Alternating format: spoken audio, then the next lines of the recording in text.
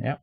I'm Rich. I GM one campaign. I've been a GM since um the 80s, and I turned Wow. into a forever GM probably in the 90s. I just don't like playing anymore. So, how about you, Tristan?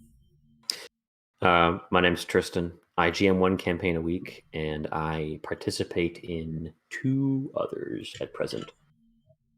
I used to play and/or GM almost every day of the week. I think a couple months before Corona started, that tapered off. There was some burnout, but I used to have a calendar. I bought a paper calendar so I could have it on my fridge and write down what day everyone's game was each day. I'd schedule it out. I'd invite people over to my house. I had a nice private space with a big table, and it was just a grand old time. Mm-hmm. And during the time of COVID, I've readjusted by playing pretty much exclusively online. And the campaign that I used to run every other week, now I run every week because I think there's kind of a rebalancing of effort required to run my campaign. And that's kind of where I'm at. Just kind of managing week to week. All right. So, what have you been up to this week? This week, I'm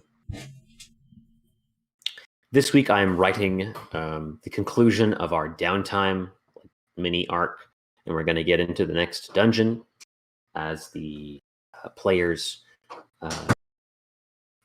assault a tower hidden inside of a pocket dimension in their city, Ravnica, which is a city that is a planet, that is a city, the whole thing. The tower belongs to an NPC who they befriended very early on. I think as early as level 1 or 2.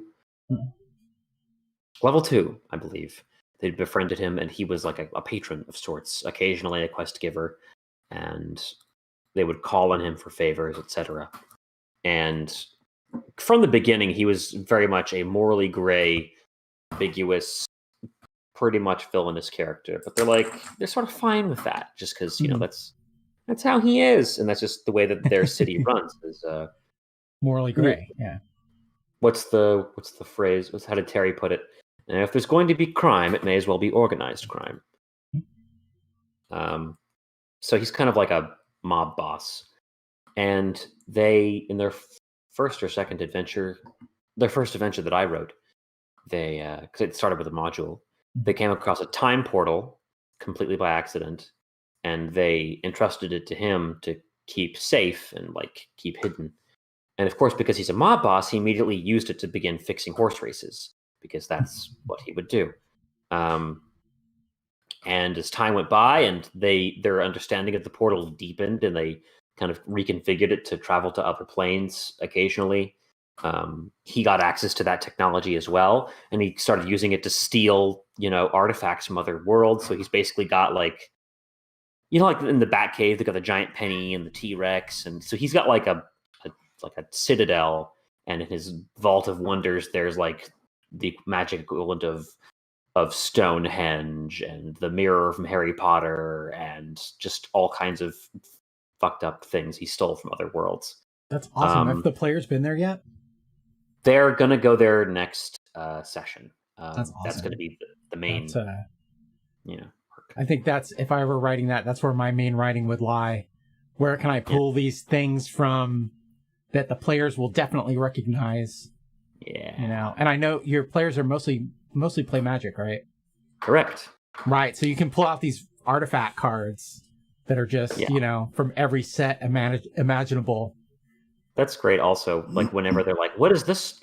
You see a monster or a character or something, what does it look like? And I just I have a bot in my Discord channel. I'm bot, find card art, number 673 or whatever, and it finds oh no, it's a Phyrexian Obliterator. And I'm cool, I didn't have to do any work describing it.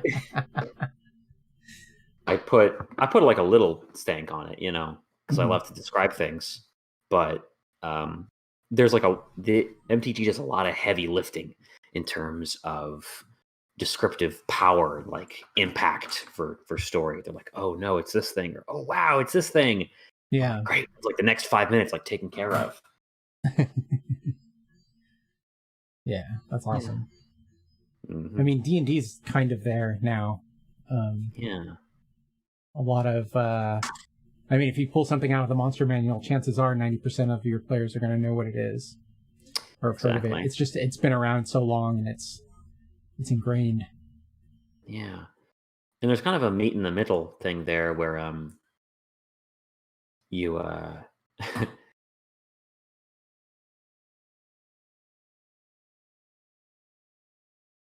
like say, which is basically Magic's equivalent of like the monsters from the Cthulhu myth. You froze for a second. Can you start that characters sentence are supposed to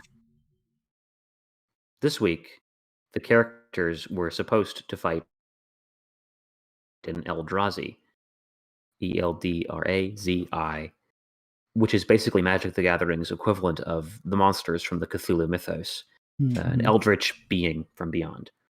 Nice. Unknowable, like the monsters from Bloodborne, for another parlance. And at the last second,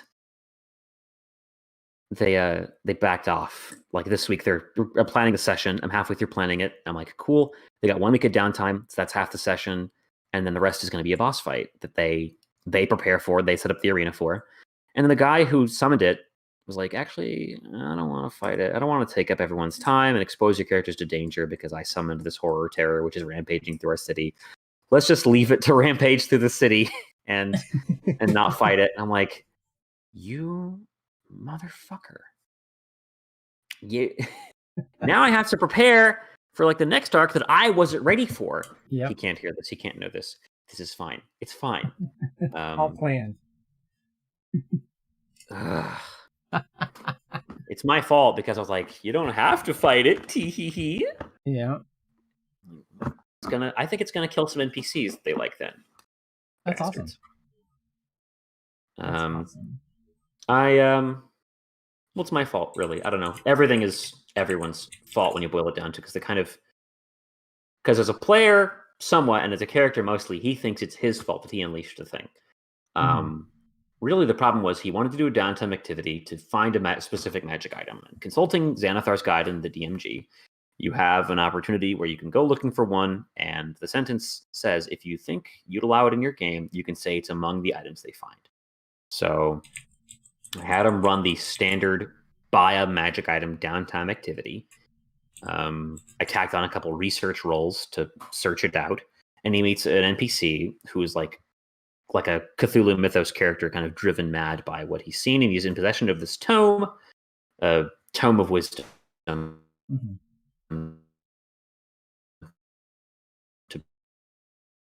boost the normal level.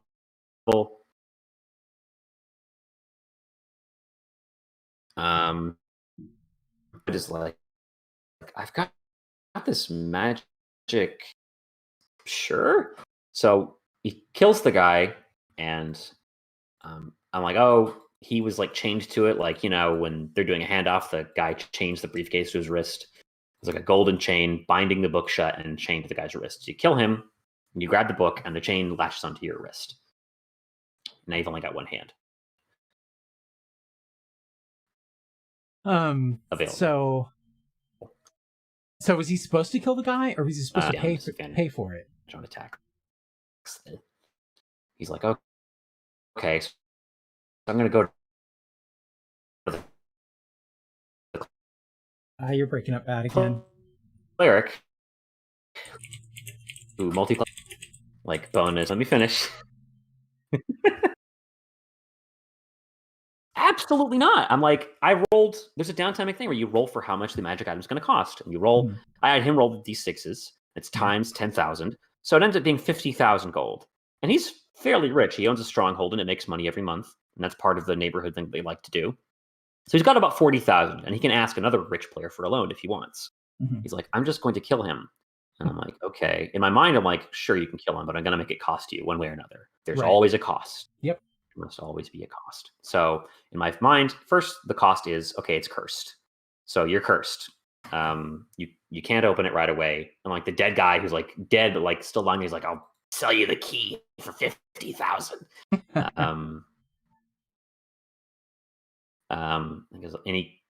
Druid's like, I'm going to go to my friend Alpha, who is playing a cleric / bard, with a stupidly high bonus to dispel magic and remove curse and do all this if they need to roll on that. And I'm like, okay, I'll just make the DC obscenely high. Right. And he rolls like a 18 or a 19. And with all of his bonuses coupled together, I make him roll to remove curse the way you would to dispel magic, and he gets a 29. And I'm like, you're off by 1. And it's like, oh, damn. He's like, I have inspiration, though, and I'm going to re-roll. So he re-rolls, and he gets a natural 20, which puts it to 30. And I'm like, okay.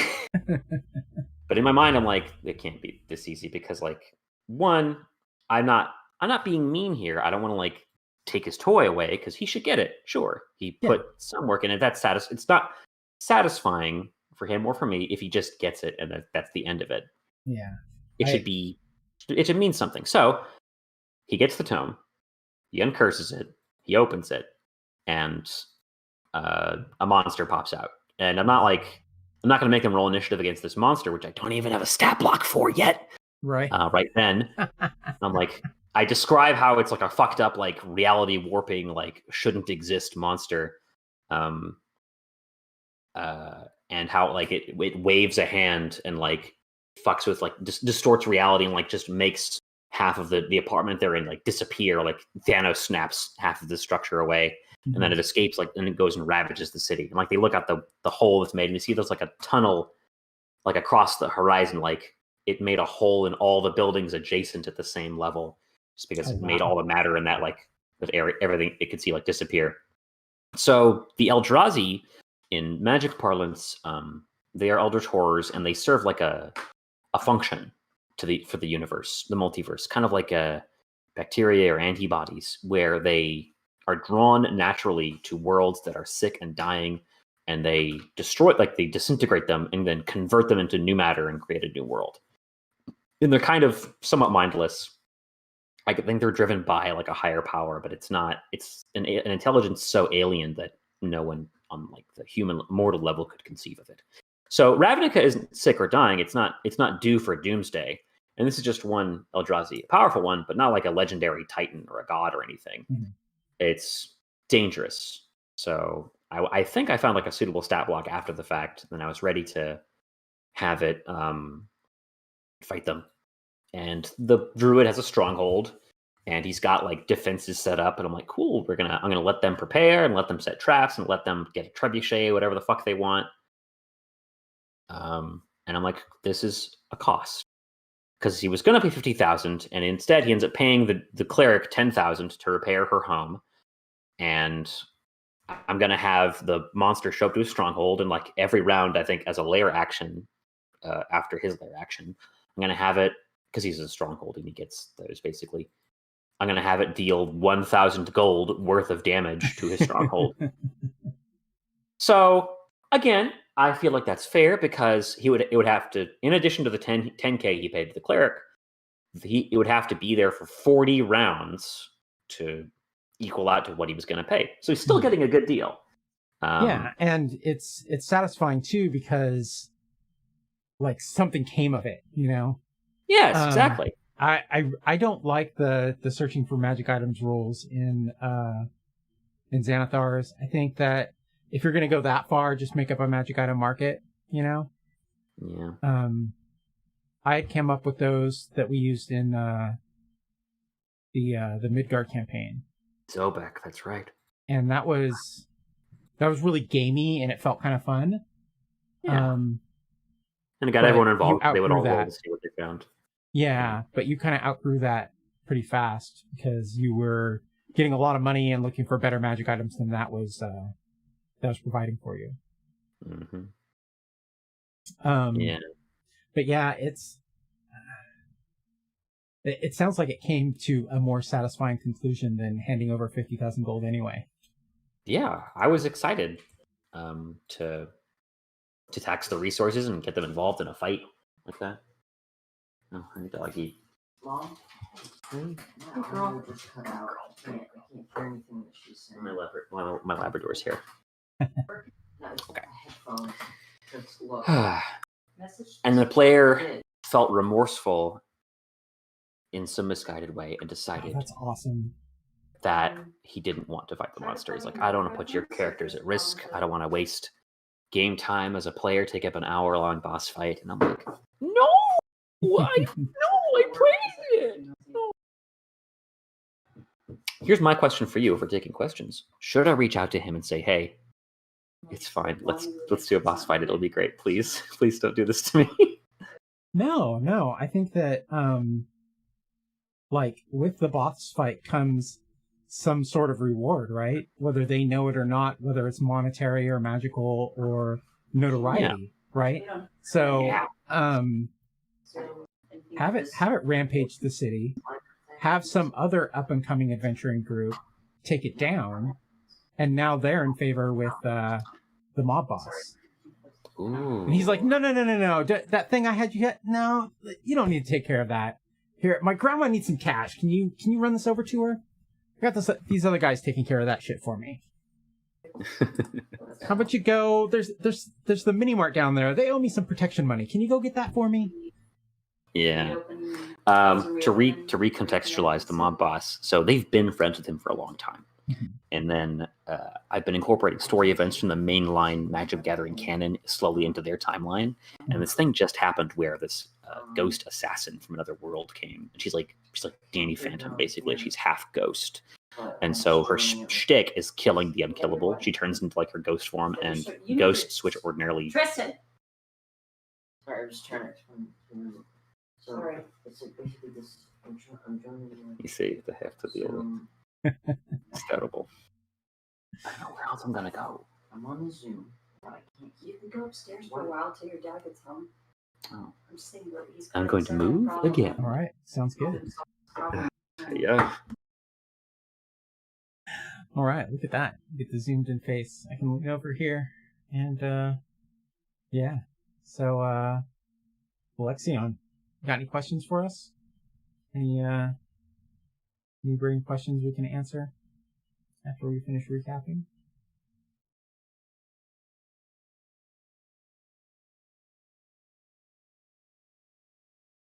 Yeah, toss out a few ideas.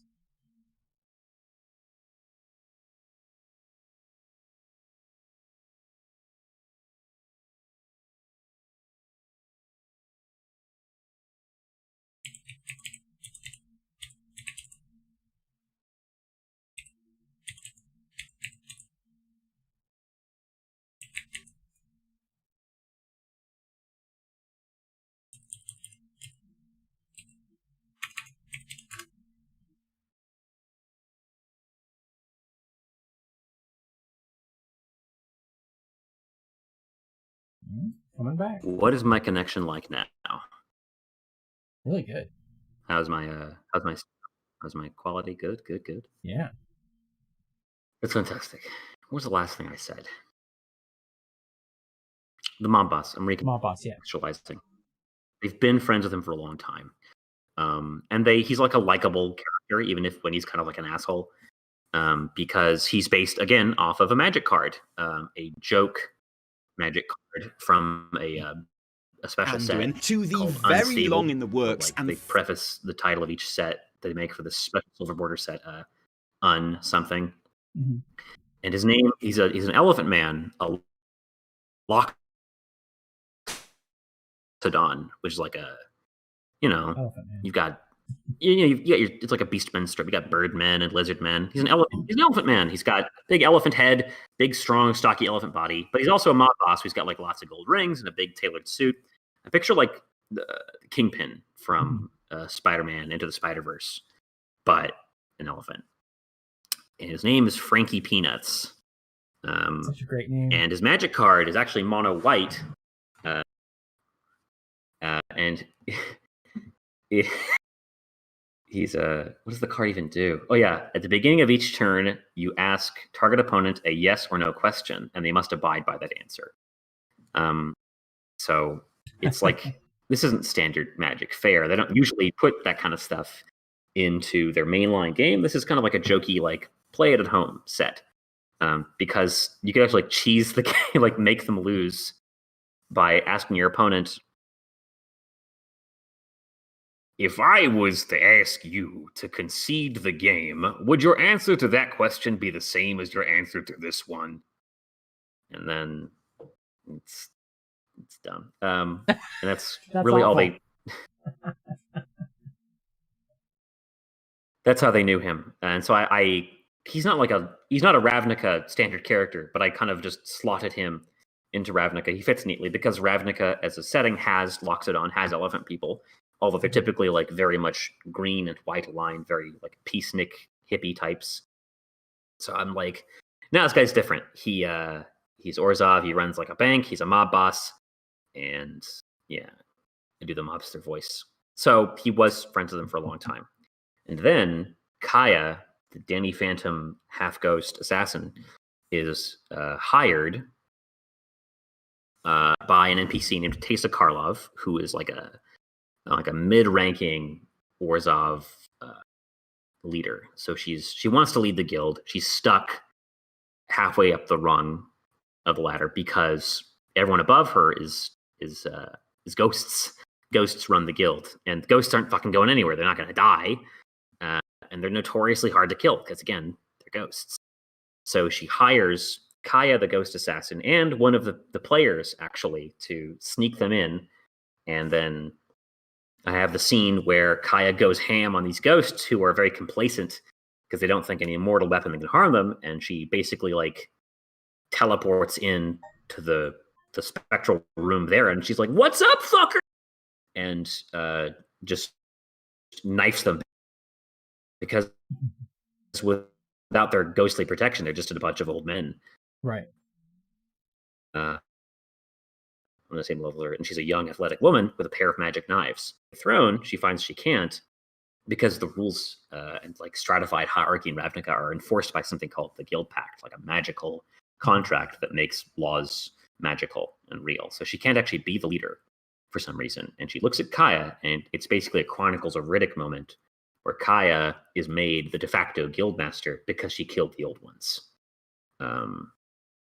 It is literally like Chronicles of Riddick, because doesn't he kill he kills like a ghostly guy and then becomes king in the first or second movie? I don't know if I saw the second movie. I think Feels I've only like seen forever Near ago. Dark. It's not called Near Dark though. Perfect Dark? Perfect Dark, maybe. See, I've seen Chronicles of Riddick, but not Perfect Dark. That one's And really together good. we form Voltron. So, someone in chat, Alexia here, says that the adventurer that takes out the Eldrazi is a Gloomstalker Ranger that is seeking revenge on whoever called the Eldrazi and them to this plane. Gloomstalker. I love that subclass. It's really cool. Because they're very deadly. And it kind of makes the Ranger almost good. Yeah. What's great about being the DM is I can just like take a stat block I like and give it Gloomstalker abilities. Yeah. And then, wow, I've made a good Ranger. Incredible. Then Take that, wizards. Yeah. Rival Adventure Group, I think, would be the way to go. And they've got one more week of downtime before they actually get into the next dungeon, which is Frankie Peanuts' Tower of Terror. It sounds like a Saturday morning cartoon when I say it like that. Right. Oh, God. Alexion says, not just a Gloomstalker, a changeling assassin Gloomstalker. Oh, wow. Deadly. So Dimir, then, probably. Mm-hmm. Yeah, Dimir are tough to do as good guys, but I've been doing it recently because they clashed with Dimir. It wouldn't even have to be from Ravnica, because like if this Eldrazi was sucked in, and this Gloomstalker had to come in and deal with it. Oh, and she's like, "What? Like you opened this fucking book, you asshole! Now you owe me because I had to travel across the plains. Now I got to get home, you fuck." Oh, do you mean Horizon Walker? No, he says Gloomstalker. Huh. Because Gloomstalker's like the Underdark one that's great at assassinating, and Horizon Walker is a ranger that specifically deals with like interplanetary travel and stuff. Right. I think. ¿Por qué no los dos? But somehow the Gloomstalker gets sucked into Ravnica. Yeah. To deal with this Eldrazi. Maybe they were fighting at the same time. They opened the book. Oh, it should be Got someone from sucked in. Zendikar, probably. They get together a party because there was like a party mechanic in the latest Zendikar set in Magic. I like that a lot. Thank you, Alexia. Special thanks to one of our viewers.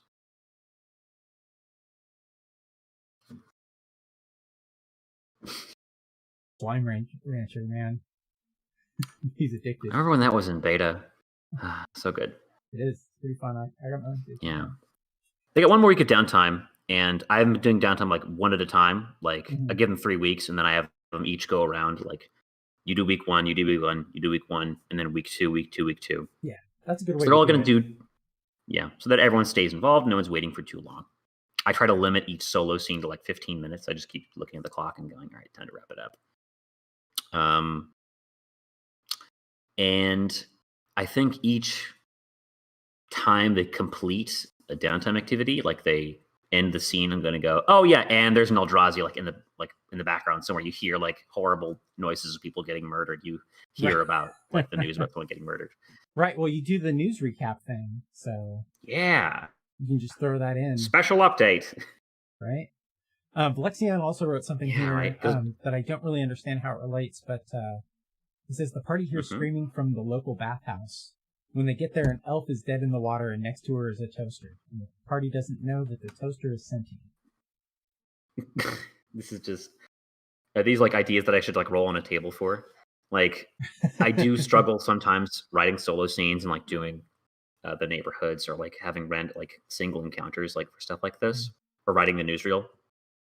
I do sometimes wish I had a table I could roll on. I love books of tables. Random events. I love books of tables. It's like my favorite thing to buy. Yeah. The more tables, the better. That's why I like Ravnica so much. That book is full of tables. This past week, the Newsreel Recap, I was like, what's in the news? Well, the week prior, there was like, the players walked into a death trap. I told you about that one, where they trusted this random person, basically claiming to be their equivalent of an FBI agent, who wandered into their stronghold and was like, I'm here to help you take down this alien threat, this Phyrexian invader. And they're like, yeah, sure, let's do it. And like they go along with everything she says.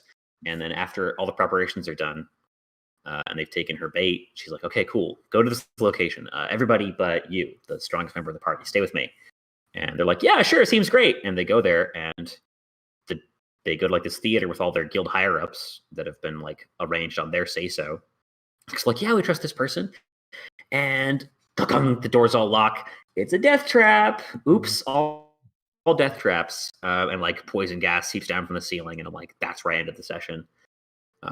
And so they managed to save like all the named NPCs, although they're now very gravely ill as a after effect of being assaulted by this attack. Awesome. And dozens of like unnamed NPCs died, basically. So I'm like, so the newsreel's out. How would each guild react? Like incorporate that into their news. Like, what is their reaction? And my thought is that the way the Azorius, the Law Keeper Guild works, and the Dimir, like the Information Guild works, I think they would try and cover it up. Like, what did I hear? Let me go over to my recap here, and I'll read like 2 of them. So they're not going to say an alien attacked our guild and nearly killed like all our guild masters. Right. But they would say, let's see. Here we go. So the Azorius, secret Guild Pact meeting called in the dead of night. Nothing untoward occurred, say officials. Guildmaster Dovin Bond releases statement saying, schedule mix-up summoned guild higher-ups at an unusual time. Nothing more. No public appearances scheduled, perhaps because of all those late nights. In unrelated news, 10th District Opera House closed for fumigation. That's awesome. So each guild was like almost every guild had a named NPC that was basically taken out of commission by this alien virus poison attack.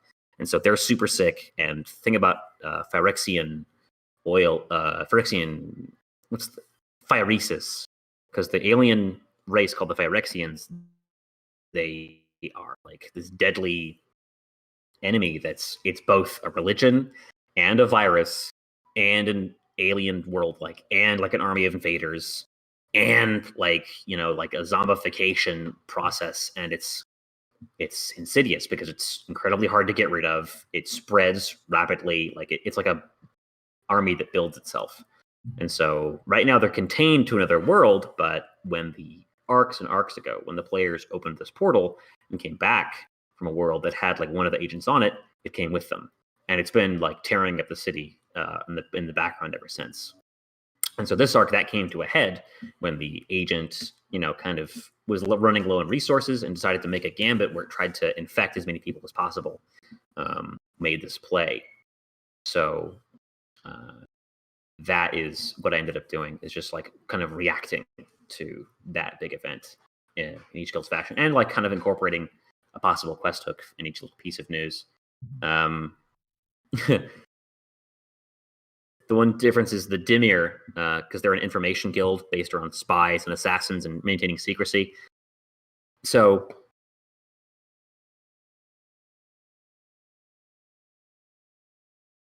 their bit of info is actually just like a short. So you have the Boros talking about they're doing that because one of their guildmasters is very sick and they need diamonds for constant use of greater restoration to keep her alive. And then the Dimir spy guild is like, what did I put? Hey kids, for all you super fans of Dream Boy and Snake Girl out there, it's time to get your decoder rings ready. Only with your help can the dynamic duo defeat the evil King Dragon. Today's secret password is 4, 18, 9, 14, and I spelled it out. There's like a secret message in there for anyone who's in that guild. So rather than news, it was like a dead drop message for them, disguised as like a 1930s message. It's really cool. I like that. So yeah, I think special thanks to Alexian for their idea. Definitely going to introduce a rival adventuring party. I'll probably introduce like a named NPC from the Zendikar world, which is another magic world. And that world's basically like dungeon adventure world, and that's like also where the Eldrazi first appeared in Magic canon. So they would know this threat, they'd be well versed in it, and they'd also like be a seasoned adventurer. Like their shtick is like building a party, like both in game and out. It's like literally was a mechanic in the last Zendikar set. You build a party. Like if you have 4 creatures that have a warrior, wizard, cleric, and rogue among them, you get like a bonus to all these sets of cards. So I think maybe you'll have like Akiri or Zareth or someone come along and steal the party's thunder. I like Akiri. It kind of sounds like. And you know what?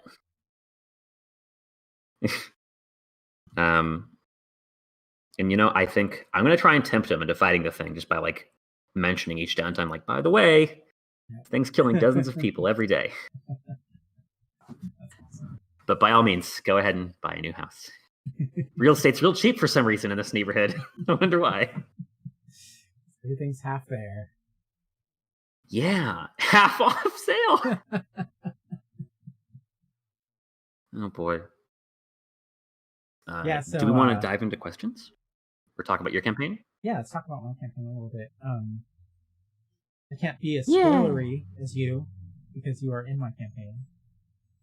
But you guys just finally took down a big bad that has been haunting you since I want to say like level 5 or 6. No, probably a little later than that.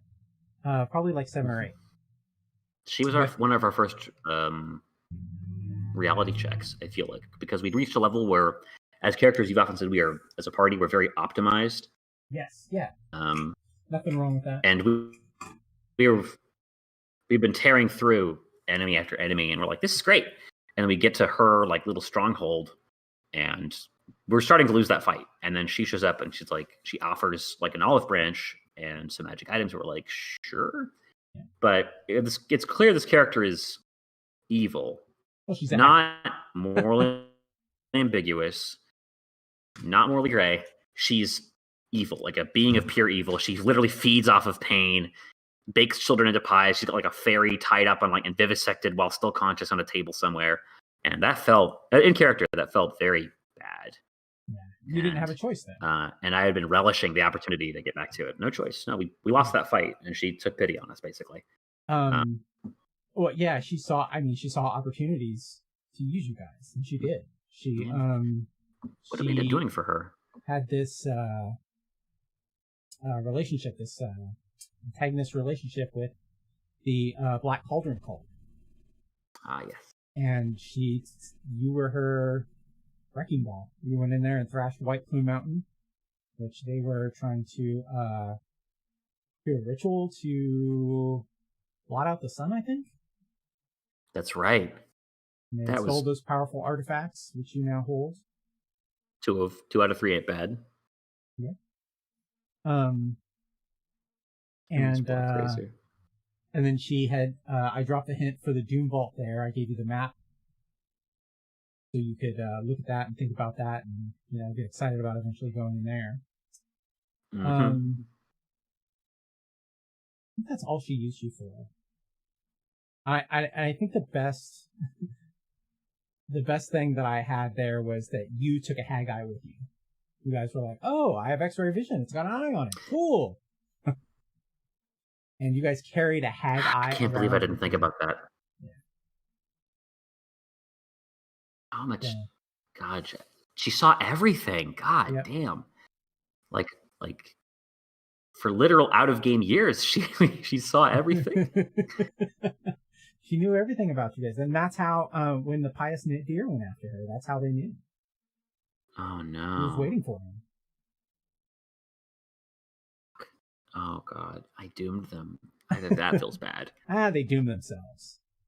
Yeah, they're in the walls, man. They're everywhere, man. Game over. We need to get the 7 Dragon Balls and wish them back. Yeah, so that felt really good. And now you've got basically 2 others. One that has really been a force since you guys came out of Foundelver, and that's the King, Asher Blossom, who is really a Sararak, who I believe you guys are going after next. And then there is the devil that forced you into a deal. Took Black Razor. Yeah. And he is, from what I understand, the last guy you're going for. Kind of our last ally turned enemy turned ally. Enemy turned ally turned enemy. Yeah. We're going to knock that one off. Yeah, and I'm pretty excited about this. This isn't going to be really a surprise, so I'm going to tell you about it. But yeah, the next dungeon you guys are going into is Tomb of Horrors. That's right. I think you mentioned that on your podcast, which a naughty boy I shouldn't be listening to if I want to be spoiled in your campaign. But you'd make a good podcast, bro. Thank you. I appreciate that. I know that you and Tom listen, so. Indeed.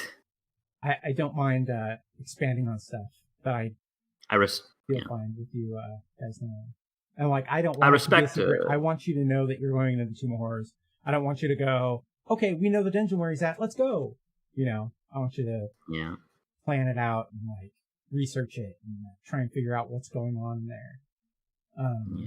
So you guys don't just rush in and, stick your hand in a green mouth. Now, when you say Tomb of Horror, you mean the Tomb of Horror or the Tomb of Annihilation? Tomb of Horrors. I was going to do Tomb of Annihilation, but we've really been working our way through Tales of the Yawning Portal. We've done all but 2. We didn't do the first one, and we're going to skip Against the Giants, I think. Because if I did that, it would just be too... you would be level 20 by the time we got through that. So I'm obviously going to heavily modify it. So that's what I like to do. But it's going to be the bones of Tomb of Horrors. So kind of excited. Gotcha. With the same bullshit puzzles, press the blue, orange, and green, and what's the rhyme or reason? Fuck you, said Gary Gygax. No, I think there'll be a little more rhyme to the reason, and I think that I'm going to change the puzzles a little bit. Yeah. Make them more obvious, Please. but more difficult to circumvent. Yeah, that was Like, I don't want you walk into the room and, everybody dies. I want, you walk into the room and you hear, something over in the corner clicking and, you see the floor starting to drop slowly. yeah. You have fucking 5 rounds to figure out what to do. Mm-hmm.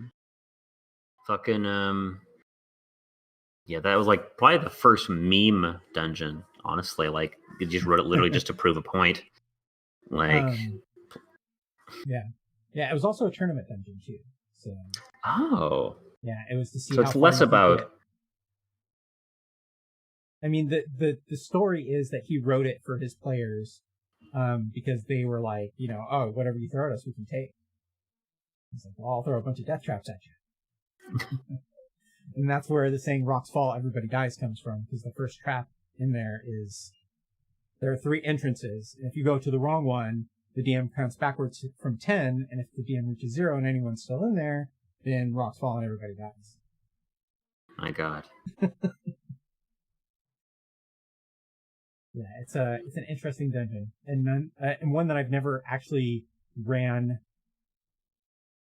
I don't think I've ever ran it because it was just too ridiculous. Yeah, it's a bit. Even more so than White Plume Mountain. I love White Plume Mountain. White Plume Mountain was like Tomb of Horrors writ large and like refined. Yeah. Because if you go into the Yawning Portal and read through descriptions, it just like gives these descriptions of the way the dungeon is laid out, not just in terms of like where the traps are and the monsters are, but like the floor has at least a foot of water in it at all times, and in parentheses like so that no one can stealth. And I'm like, because you hear them splashing through or whatever. Mm-hmm. Like that makes sense. And there's this room here, and if you want to get across, it's very slippery. There's like anti-magic field, and there's a fake wall at the back, and then parentheses like because they're gonna try and grapple across. And it's a dungeon laid out by someone who was deliberately thinking 3 steps ahead, trying to make a dungeon and it ends up being very interesting. It's not a dungeon that's not just interesting, but deliberately made to circumvent like cheese. Yeah, it was it was written as a resume. Huh, really? Yeah, the guy was like, all right, this is what I can do. And Gygax was like, we're fucking printing this shit. Yeah. So like he I love never that. intended it to be printed. It was just more of like, here's all the ideas I have kind of thing. Because it is That's really cool. It is very disjointed when you look at it. And it is very no rhyme or reason Yeah. to it. It's very just fucking some crazy ass wizard set all this shit up. Literally. God. I'm like, why? Yeah, but it works like seamlessly because you have, and it tells you how to. There's no rhyme or reason thematically, but it kind of tells you how to make it work. Like in the room where Wave, the magic trident is. They're like, you're fighting a giant crab. You're inside a giant bubble. The bubble pops, boiling water floods into the room, and it's in the middle of a volcano, kind of, and then everyone dies, or they take a shit ton of scalding damage.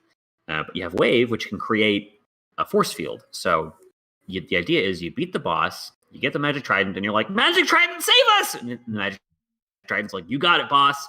Force field. And then you're inside your own personal bubble, and then the bubble gets popped out of the volcano, and it's a great way to cap off the dungeon. Like the imagery is strong, like thematically, like the water like theme is strong. It's good game, like good gamery, strong, memorable. For sure. Yeah. Yeah. It's just it's like a ready bake oven. It's like you just gives the players like a great moment. Like they're like, remember that time and no one's gonna forget that. That's great. Yeah, Yeah, see that's why kind of what I the miss guy. about all the old modules. You know, all the new Yeah. stuff is very campaign. You know, it's not a lot of little cool things that you can sprinkle throughout. You know, That's why I like the old module single adventure kind of thing. Which maybe Candlekeep will do. I don't know. I still feel like 17 I've heard adventures nothing in a but book the name on that. is Yeah. still going to be, people are going to play right through it. You know what I mean? What are you I going to don't do? feel like- That's how some people do it. That's true. Yeah. Everyone's taste is different. Very true. Yeah. Mm-hmm. That's why I prefer to write my own. Yeah, Steal generously from everywhere. you got me there. All right.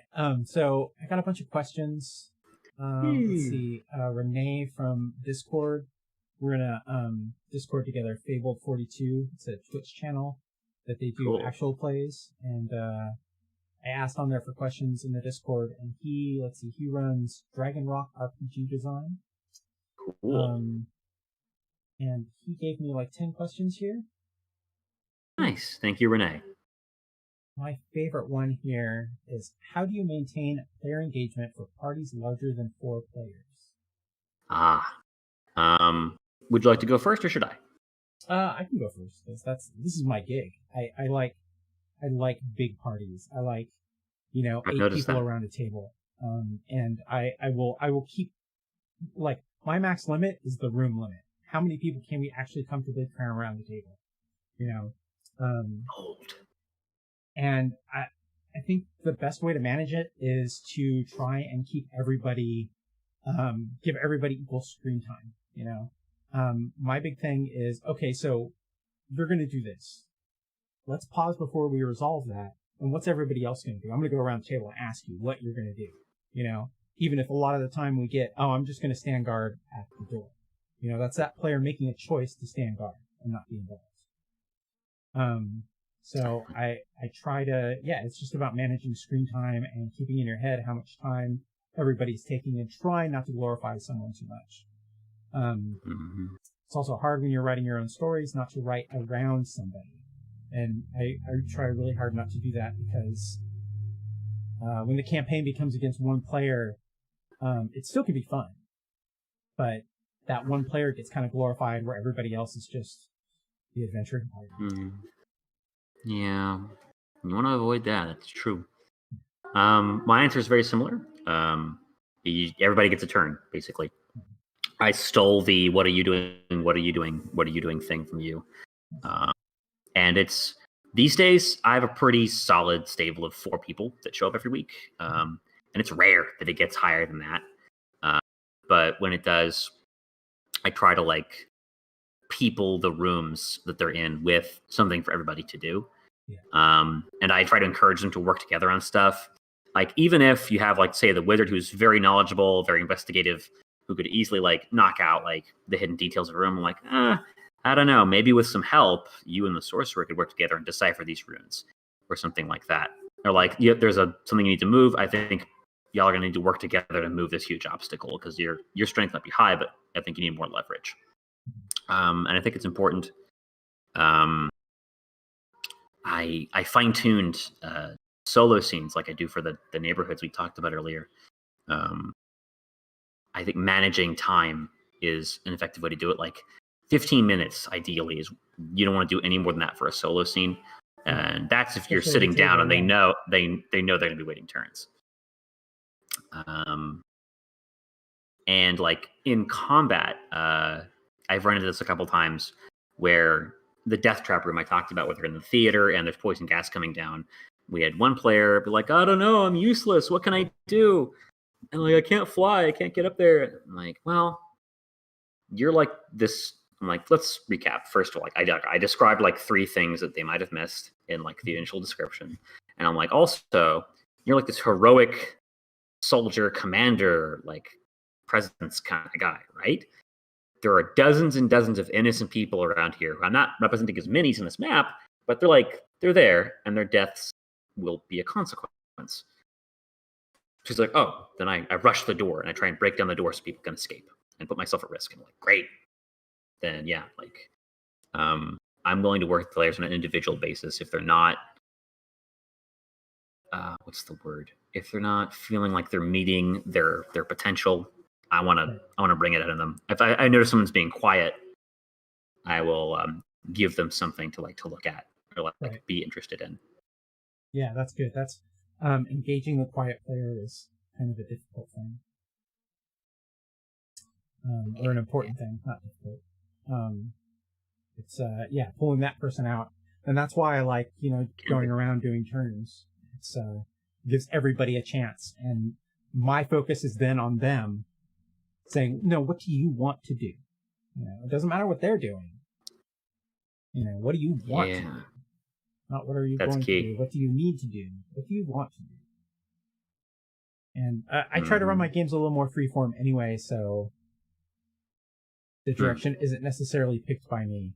This campaign that we're in right now is really, really not characteristic of the games that I run. It is heavily story-driven, and it has been since near the beginning.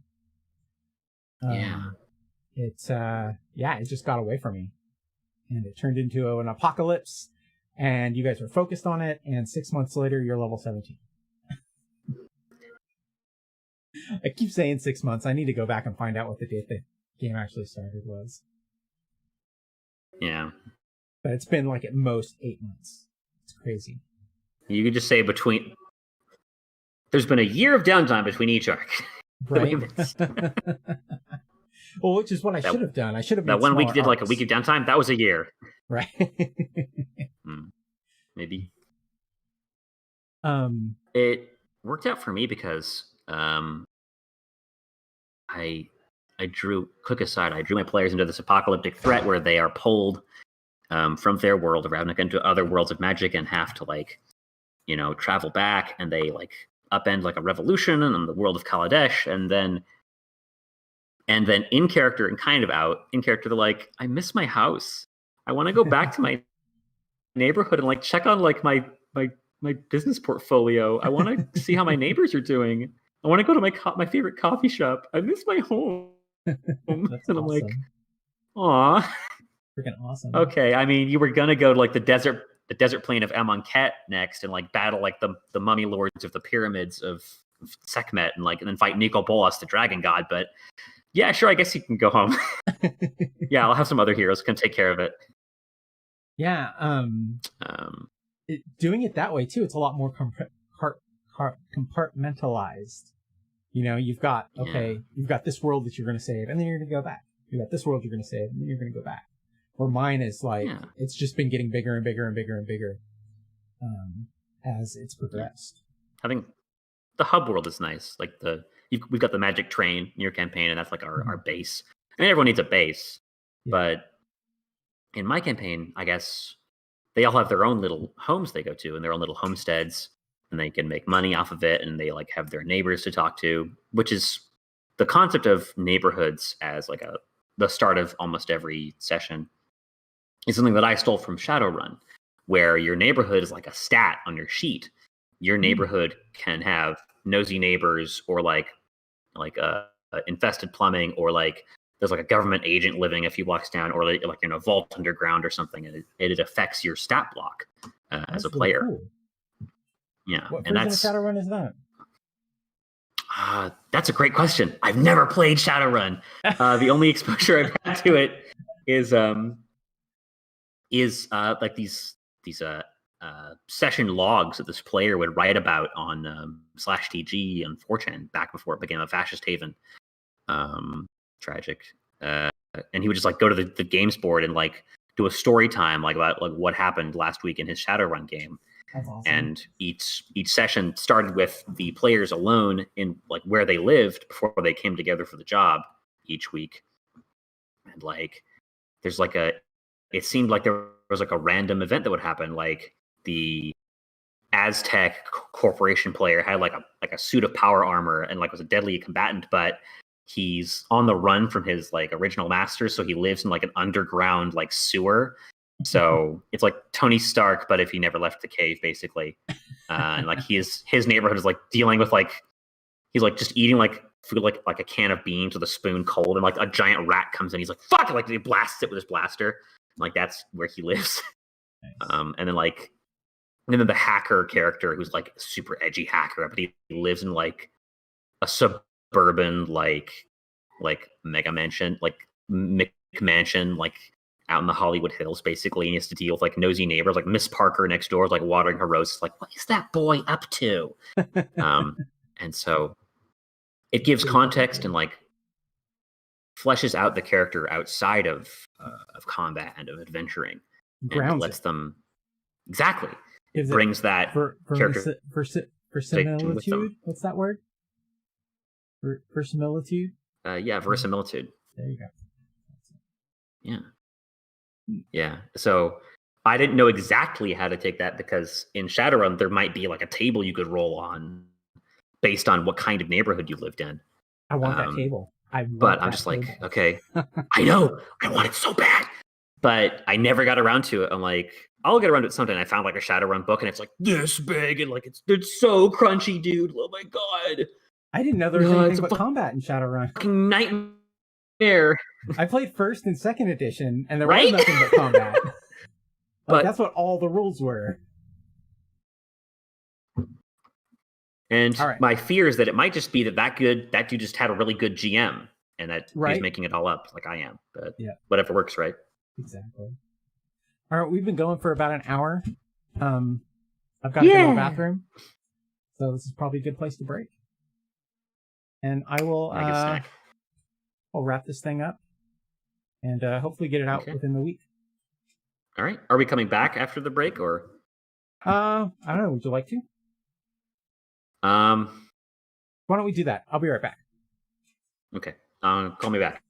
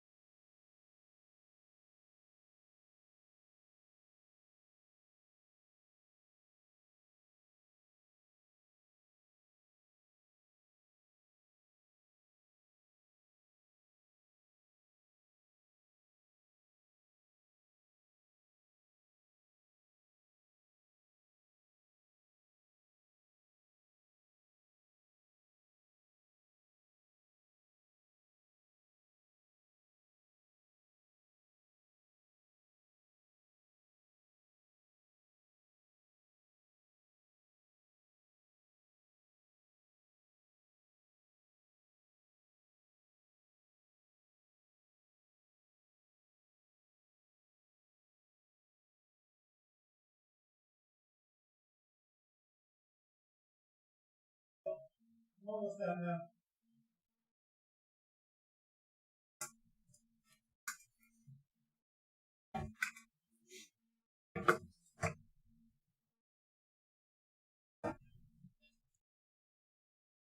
Oh, looks like I lost Tristan. Did he come back? Maybe? Yes? No?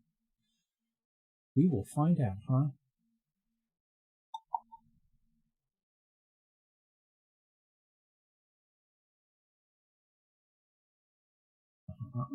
Yeah, so my plan is to get this out within the week. I need to focus on doing this stuff a little more than video games, and maybe that will help.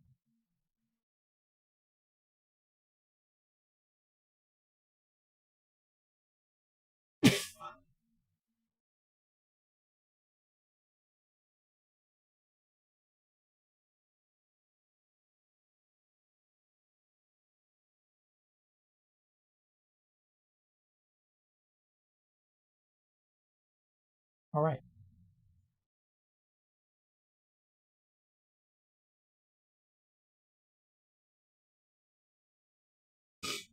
So I've got, I'm editing a podcast for Jason Fox. Got to do that. I need to work on my podcast a little more. Shake the table with that. No, the whole thing shakes. What is that? Oh, it's touching the language. Touching the desk back there. I gotta fix that. That's no good. And after I do that, I'm going to,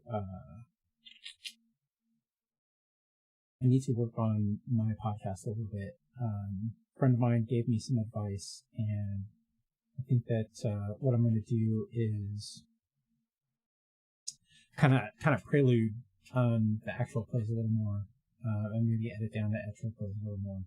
Try to get them to to less than an hour long, because that's kind of beefy. It's a lot more effort on my part though, and I don't know if I'm up for that. I can do that. And then I want to get this out as soon as possible. So I will probably edit this one before I do mine. Because like I said, I got some work I want to do. I want to write maybe an article or two. Spotlight a couple NPCs, I think, and maybe make introductions and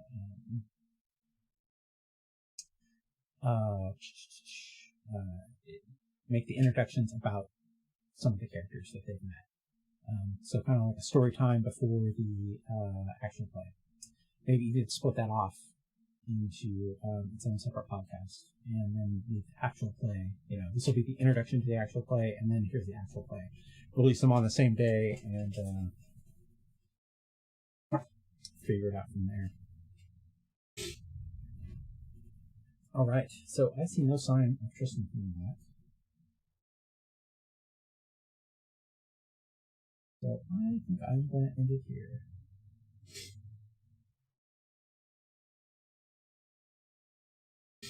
So yeah, it's the campaign trail. Hopefully it'll be out weekly. Probably record on Tuesdays, and yeah, looks like he's good with that. Gonna record on Tuesdays and hopefully be out by the end of the week.